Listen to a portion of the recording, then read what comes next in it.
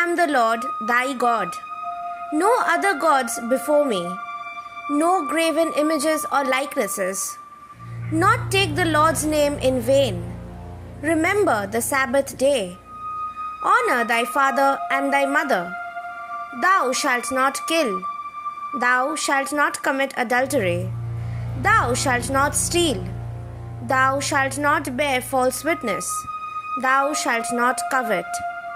সাইনাই পাহাড়ে ওঠার সময় ভগবান এই 10টি কমান্ডমেন্ট মোজেসকে দিয়েছিলেন, যেগুলো 2টি পাথরের ট্যাবলেটে খোদাই করে লেখা হয়েছিল। এই পাথরের ট্যাবলেটগুলো ট্যাবলেটস অফ দ্য ল বলা হয়। হিব্রু বাইবেলের বুক অফ এক্সোডাস ও ফার্স্ট বুক অফ কিংস আর ওল্ড টেস্টামেন্ট অনুযায়ী একটি সোনায় মোড়া কাঠের বাক্সের মধ্যে ট্যাবলেটস অফ দ্য লগুলো রাখা হয়েছিল। আর book of Exodus, book of Numbers আর নিউ টেস্টামেন্টের এপিসল টু দ্য হিব্রুজ অনুযায়ী ওই বাক্সের মধ্যে অ্যারন স্টাফ আর একটি ম্যানা ভর্তি পাত্রও রাখা ছিল। ইসরায়েলিসদের সবচেয়ে জাগ্রত জিনিস হচ্ছে এই সোনায় মোড়া কাঠের বাক্সটি, যেটার নাম ark of the covenant. Book of এক্সোডাসের থেকে জানা যায় ইসরায়েলিসদের ইজিপ্ট ছাড়ার 1 বছর পর তারা যখন সাইনাই পাহাড়ের পাদদেশে 40 দিনের জন্য ক্যাম্প করেছিল, তখন ভগবান মোজেসকে আর্কটি বানানোর নির্দেশ দেন।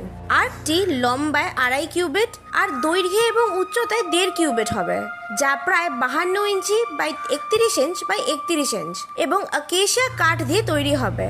তারপর পুরো আর্কটি সোনা দিয়ে মুড়ে দিতে হবে আর বাক্সের ওপরে সোনার মুকুট দিতে হবে। বাক্সটির 4 কোণায় অর্থাৎ এক এক দিকে 2টি করে সোনার রিং লাগাতে হবে।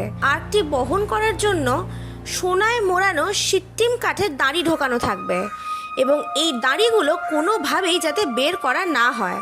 মোজেসের নির্দেশ মেনে বেজালেল আর অহলিয়াব আর্ক অফ দ্য কভেনেন্টের নির্মাণ করে। আর্কের সোনায় মোড়া ঢাকনাটির নাম ছিল দ্য সিট অফ মার্সি, যার 2টি কোণায় 2টি শেরুবিমের মাঝের জায়গাটি থেকে স্বয়ং ভগবান মোজেসের সাথে কথা বলতেন। ইসরায়েলিসদের 40 বছর ধরে মরুভূমির মধ্যে যাত্রার সময় লেভাইটসরা আর্কটিকে পুরো দলের প্রায় 2000 কিউবিট বা 800 মিটার আগে বহন করে নিয়ে যেত। যেখানেই তারা থাকতো সেখানেই ট্যাবারনাকল তৈরি করে আর্ক অফ দ্য কভেনেন্টকে সেখানেই রাখা হতো। অনেক বছর অনেক জায়গায় ঘোরার পর আর্কটি অবশেষে জেরুজালেমের টেম্পল অফ সলোমনের ভেতরে স্থান পায়। আর্ক অফ দ্য কভেনেন্টের উধাও হয়ে যাওয়ার রহস্যের পেছনে খ্রিস্টপূর্ব 587 সালের রাজা নেবুসাডনেজার দ্য সেকেন্ডের নেতৃত্বে ব্যাবিলনিয়ান ইনভেশন আর শিশাক নামে একজন ইজিপশিয়ান ফ্যারাওয়ের নেতৃত্বে আরেকটি ইনভেশনকেই কেন্দ্রবিন্দু ধরা হয়।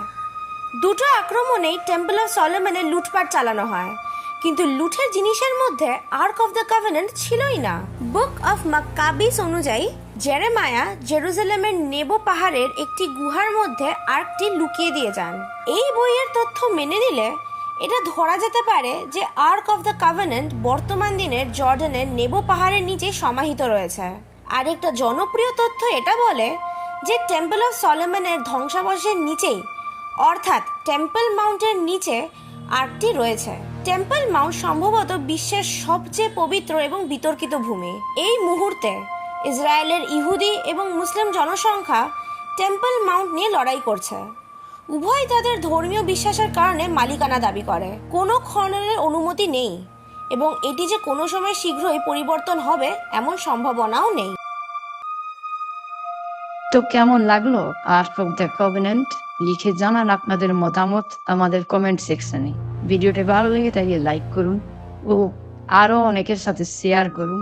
চ্যানেলে নতুন হলে সাবস্ক্রাইব করুন আর পাশে থাকা বেল আইকনটা অন করে দিন, যাতে আমাদের ভিডিওর নোটিফিকেশন সবার আগে আপনার কাছে পৌঁছায়। Thanks for watching.